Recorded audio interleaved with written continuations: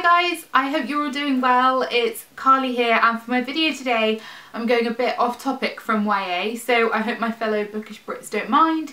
But today I was going to talk to you about 5 of my favourite non-fiction books. I'm actually a really big non-fiction reader, and I always have been. I think it's because I like learning so much. I like kind of buying non-fiction books about things I didn't know much about and teaching myself things, and I just really like learning and understanding the world around me, so I do read a lot of non-fiction. The list is quite varied because I read quite a lot of different books. I read quite a lot of fashion and beauty books, and autobiographies and reference books and some boring textbooky type stuff which I really love. So the list has got quite a few different things on, but these are just 5 of my favourites that I love to have a look at every so often. So the first book on the list is been a bit of a bible for me kind of through my teenage years, and I reread it again at university, and I've read it probably twice since. I absolutely adore this book. It'll probably always be my favourite non-fiction book, and it's How to Walk in High Heels by Camilla Morton. And it's basically a bit of a bible. It just teaches you how to do different things in life that you might not be sure about. It is aimed at women, but it's marketed towards women, but I don't see why it wouldn't be suitable for everyone else. They're just life tips. There's some things that are probably exclusively for women, but it's a great book, and if you turn to any page it just gives you little tips and tricks about anything you might come across in life. For example, okay, so the page I've just turned to is How to Impress Your In-Laws, and then we've got How to Stifle a Yawn at the Dinner Table,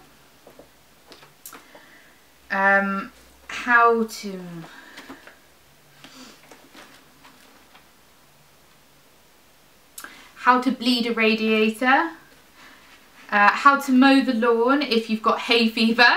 Let's have a look at some others. How to use a film camera and how to use a digital camera. A bit about time management and running a business from home. How to apply red lipstick and get it to stay put, which I could really do with rereading, because by the time I finish this I'm pretty sure this is going to be all over my teeth, but we'll see. Yeah, it's just great. It teaches you how to dance and decline a dance with etiquette. I don't think I'm really going to come across that in life, but still. How to win a pub quiz. Then it sort of teaches you the basics about different artists, different musicians, different filmmakers. It's just a little bit of a bible. And I really love it. The style it's written in is really fun. Sometimes some of these guys get a bit ridiculous, like they'll be telling you how to get the most out of a trip to Paris, and they'll suggest you dine in restaurants which have like 6-month wait lists, and the bill will come to like 300 quid. And they'll tell you the best shops to go to in London that you might not have heard of, but the starting prices for anything in there will be like £1,000. So this is not going to help me. So I'm not a massive fan of kind of that style of kind of little life bibles, but this one's great. I really love this one. So there we go. How to Walk in High Heels by Camilla Morton. Next up on the list, something very different, is Unwritten by Stephen King. I'm pretty sure any aspiring writers amongst you will have already read this, as it's become a bit of a bible for us writers. But everything positive you've read about this book is so true. It's a mashup of an autobiography and a writing guide, and it's just amazing if you ever need to feel inspired or learn more about the industry, or you're just interested in learning more about Stephen King. I completely recommend this. I bought this while I was at university, and I've read it so many times. You can see how yellow it's getting. And when I look through the first few chapters, I've underlined all the little bits that I really liked when I was a student, which is quite cute. But this is a brilliant book, kind of mash up between an autobiography and a writing guide, and there's no other writing guide out there like it. It's brilliant. Third is, this is a bit of a novelty book that I got for Christmas a couple of years ago, but if I'm ever in a bad mood I can always pick this up and it'll make me smile. It's Underwater Dogs by Seth Castile, and it looks like this. Oh, there's glare. basically the concept is pretty simple. A photographer just took a series of photos of dogs as they were jumping into water and the results are amazing. I will show you a few of them.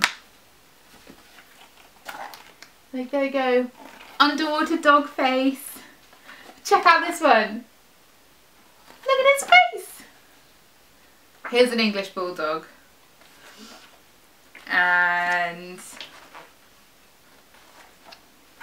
look at this one. I love them. I can just look at it all day. I'm a huge dog person, as I'm sure you all know. It's a pug, which will make everyone on the internet very happy. Yeah, I'm a huge dog person. This book is just perfect for me.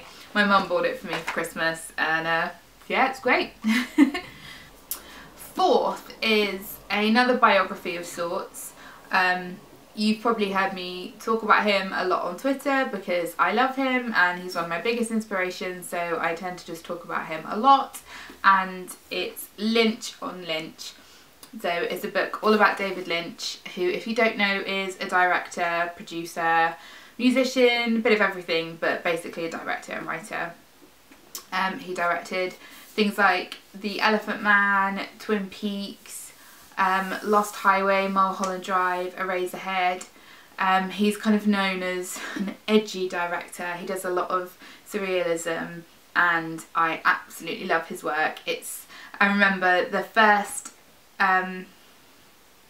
contact I'd ever had with his work was I was at university and I was watching a load of films that people said I should have watched, and I remember sitting in my room on my own watching Eraserhead on my laptop and just thinking, like, I feel like what I'm watching is really going to change the way I look at things, and I've just absolutely loved everything that I've seen of his. I'm a huge fan of Twin Peaks, which is a TV show he directed in the 90s, and there's a film afterwards.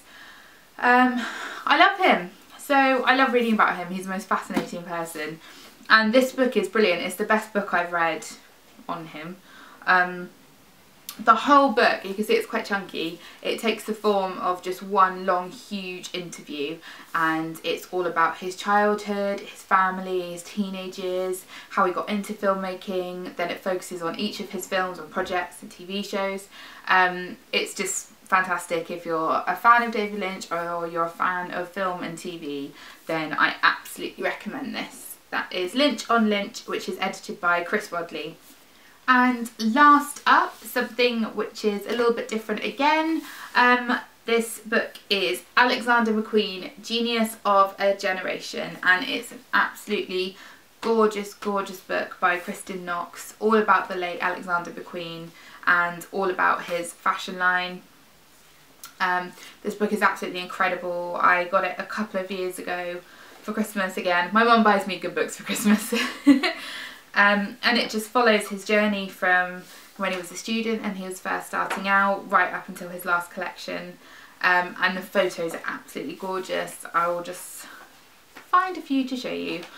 There's a spread on each one of his seasonal shows, which is so good because you can see him kind of as he develops. So you can see there's gorgeous illustrations and writing about his inspiration to go alongside it. And it's just beautiful. Any fashion fan, I think, would really love to have this book on their shelves.